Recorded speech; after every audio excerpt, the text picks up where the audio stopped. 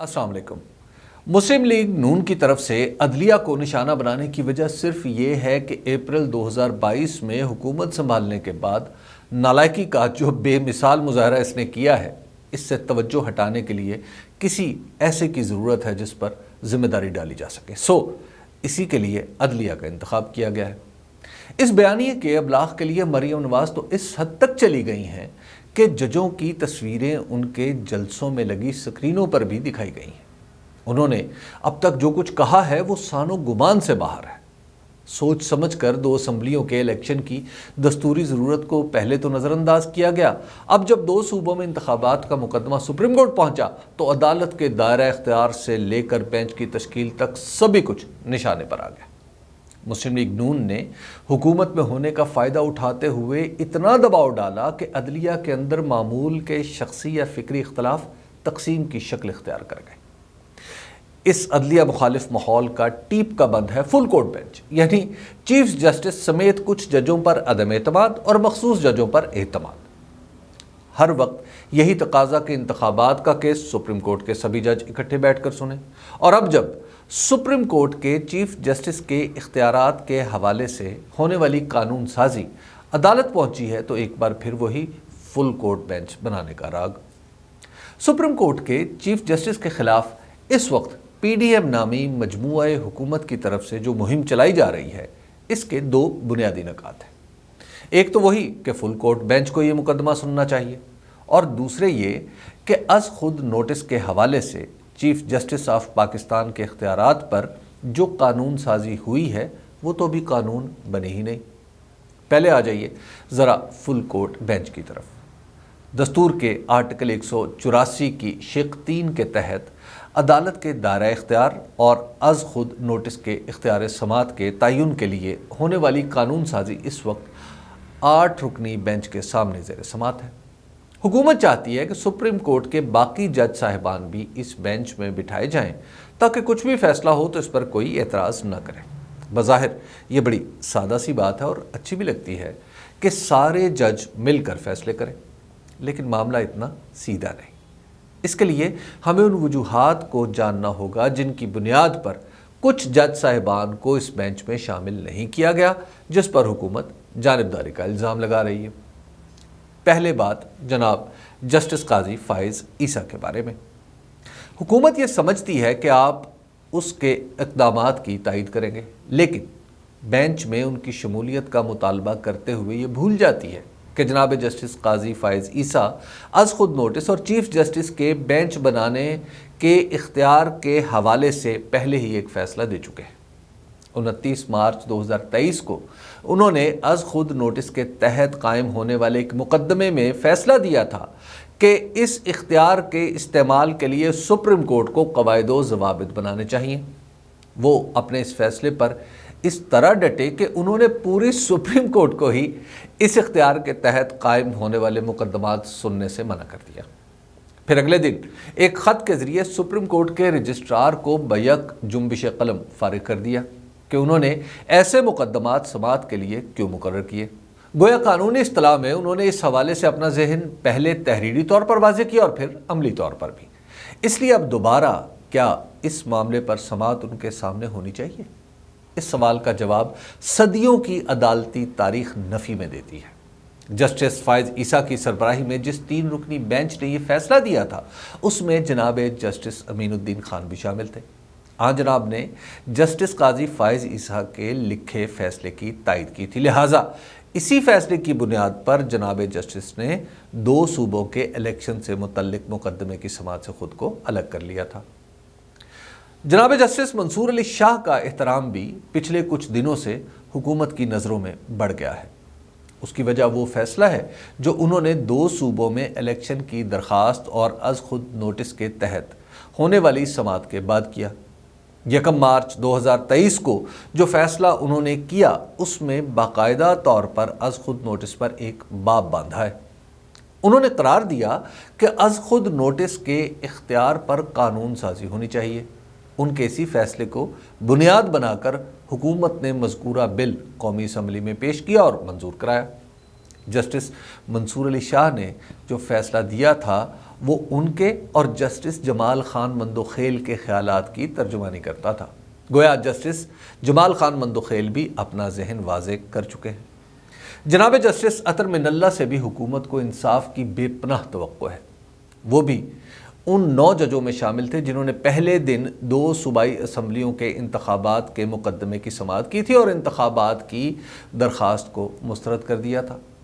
اپنے تفصیلی فیصلے میں جو 7 اپریل 2023 کو جاری ہوا، آن جناب نے جناب جسٹس منصور علی شاہ کے دلائل سے اتفاق کیا تھا اور چیف جسٹس کے از خود نوٹس کے اختیار پر بھی کچھ پابندیاں تجویز کی تھیں۔ گویا آپ بھی اپنا ذہن واضح کر چکے ہیں، اس لیے دوبارہ اس مقدمے کی سماعت میں شمولیت بذات خود ایک سوال بن جائے گی۔ جناب جسٹس یحییٰ آفریدی کی قانونی نکتہ آفرینیوں کی داد دیتے ہوئے بھی آج کل حکومت کی آنکھیں چمکنے لگتی ہیں۔ انہیں لگتا ہے کہ جج صاحب کے فیصلوں کی چکا چوندھ تحریک انصاف کو اندھا کر دینے کے لیے کافی ہوگی۔ جناب جسٹس نے بھی صوبوں میں الیکشن کی درخواستوں کو اس بنیاد پر ناقابل سماعت قرار دیا تھا کہ انہیں دستور کے آرٹیکل 184(3) کے تحت سپریم کورٹ کو حاصل اختیار سے اصولی اختلاف ہے، جس کا اظہار انہوں نے مدلل انداز میں کیا ہے۔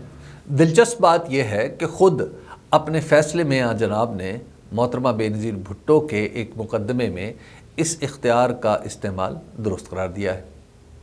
اب ذرا حساب لگائیے کہ سپریم کورٹ میں اس وقت 15 جج کام کر رہے ہیں، جن میں سے 8 یہ مقدمہ سن رہے ہیں اور 6 پہلے سے ہی اپنا ذہن دستور کے آرٹیکل 184 کی شق 3 کے حوالے سے واضح طور پر ظاہر کر چکے ہیں۔ مقرر عرض ہے کہ اصول قانون کے مطابق جب جج کسی بھی مقدمے کو سننے سے پہلے ہی اپنا ذہن واضح کر چکا ہو تو وہ ایسے مقدمے کی سماعت کے لیے بیٹھنا ہی گوارا نہیں کرتا۔ اس لیے اگر ان 6 ججوں کو بینچ میں شامل بھی کر لیا جاتا تو امید یہی ہے کہ یہ سب لوگ خود کو اس بینچ سے الگ کر لیتے۔ اگر عدالت کا یہ بنیادی اصول وزیر قانون جناب اعظم نذیر تارڑ کی نظر سے پوشیدہ ہے تو پھر انہیں اپنے عہدے پر رہنے کا تو حق ہی نہیں، اور اگر وہ جان بوجھ کر فل بینچ کا مطالبہ دہراتے چلے جا رہے ہیں تو اس کا کوئی علاج نہیں۔ سپریم کورٹ میں سینیارٹی کے اعتبار سے تیسرے جج جناب جسٹس سردار طارق مسعود ہیں، جو نئی قانون سازی کے حوالے سے مقدمہ سن سکتے تھے۔ اب اگر حکومت کا یہ دعویٰ مان لیا جائے کہ سپریم کورٹ کے 8 معزز جج صاحبان خدا نخواستہ متعصب ہیں تو ان 8 کی موجودگی میں اکیلے سردار طارق مسعود کیا کر لیں گے؟ اصل مسئلہ بینچ میں ججوں کی تعداد نہیں، وہ خواہشات ہیں جو حکومت نے عدلیہ سے وابستہ کر رکھی ہیں۔ یہ خواہشات صرف ایک صورت میں پوری ہو سکتی ہیں، جب عطا تارڑ چیف جسٹس ہوں، وہ بینچ بنائیں اور مسلم لیگ نون اور جمعیت علماء اسلام کے کارکنوں کو اس میں شامل کر لیں، کیونکہ قانون و انصاف کو اپنے اکابر کی مرضی سے توڑنے مروڑنے کا کام یہی ٹولہ کر سکتا ہے۔ ہر کس و ناقص کے بس کی یہ بات نہیں۔ جہاں تک اس موقف کا تعلق ہے کہ supreme court practices and procedures کے نام سے حکومتی مسودہ ابھی قانون بنا ہی نہیں، یہ اگر سفید جھوٹ نہیں بھی تو کسی نہ کسی درجے کی غلط بیانی ضرور ہے۔ ہمارے دستور کے مطابق ہر مسودہ قانون سینٹ اور قومی اسمبلی میں سادہ اکثریت سے منظور ہو تو صدر کے پاس جاتا ہے، جو اس مسودے کو منظور کر لے تو وہ قانون بن جاتا ہے۔ اگر صدر اسے واپس پارلیمنٹ کی طرف بھیج دے اور پارلیمنٹ قومی اسمبلی اور سینٹ کے مشترکہ اجلاس میں سے دوبارہ سادہ اکثریت سے منظور کر دے تو اس پر صدر کی منظوری ضروری نہیں، صرف 10 دن بعد یہ مسودہ خود ہی قانون بن جاتا ہے۔ اس وقت جو مسودہ قانون عدالت میں زیر سماعت ہے وہ سینٹ اور قومی اسمبلی کے مشترکہ اجلاس سے منظور ہو چکا ہے، اس لیے اسے صدر کی منظوری درکار نہیں۔ گویا اس وقت یہ قانون مقننہ کی مرضی حتمی طور پر ظاہر کر رہا ہے، اب صرف اس پر عمل درآمد کے لیے ضابطے کی کارروائی باقی ہے۔ یہ بالکل ویسا ہی مقدمہ ہے جیسے خیبر پختونخوا کی اسمبلی نے 2005 میں حسبہ کا قانون منظور کیا تھا۔ اس قانون کے مطابق صوبے میں ایک خاص پولیس وجود میں آنا تھی جو لوگوں کی داڑھیوں کی طوالت اور خواتین کے حجاب کی نوعیت طے کرتی۔ یہ بل اسمبلی سے منظور ہو چکا تھا کہ سپریم کورٹ نے اسے ختم کر دیا۔ اب تو اس سے بھی زیادہ واضح صورتحال ہے، کیونکہ یہ قانون عدلیہ کے اس دائرہ اختیار کو بدل رہا ہے جو دستور میں دیا گیا ہے۔ اس کے لیے سادہ اکثریت سے قانون سازی نہیں، 2/3 اکثریت سے آئین میں ترمیم کرنا پڑے گی۔ فل بینچ کی دلیل ہو یا قانون بننے سے پہلے ہی اس کے چیلنج ہونے کا جواز، یہ دونوں نہ صرف بے بنیاد ہیں بلکہ حقائق کو جھٹلانے کے مترادف ہیں۔ حقیقت صرف ایک ہے، اور وہ یہ کہ 2 صوبوں کی اسمبلیوں کے لازمی انتخابات روکنے کے لیے یہ سب کچھ ہو رہا ہے۔ اس ڈرامے میں پارلیمنٹ کا ادارہ بے وقت ہو رہا ہے، حکومت آئین شکنی کی حدود کے قریب پہنچ چکی ہے، اور پاکستان دنیا میں ناقابل اصلاح ملک کا درجہ حاصل کرتا چلا جا رہا ہے۔ عدلیہ کی باہمی تقسیم، عدلیہ اور حکومت کے درمیان دشمنی کی حد کو چھوتا ہوا اختلاف، اسٹیبلشمنٹ پر عام لوگوں کا بڑھتا ہوا عدم اعتماد، یہ بتانے کے لیے کافی ہیں کہ دستور پر عمل نہ کرنے سے حالات پیچیدہ اور بحران سنگین ہوتے چلے جائیں گے۔ ان حالات میں اب سوال یہ نہیں ہے کہ پی ڈی ایم نامی مجموعہ سیاست کاراں الیکشن کرائے گا یا نہیں، اب سوال یہ ہے کہ یہ پاکستان کو کس حالت میں چھوڑ کر جائے گا۔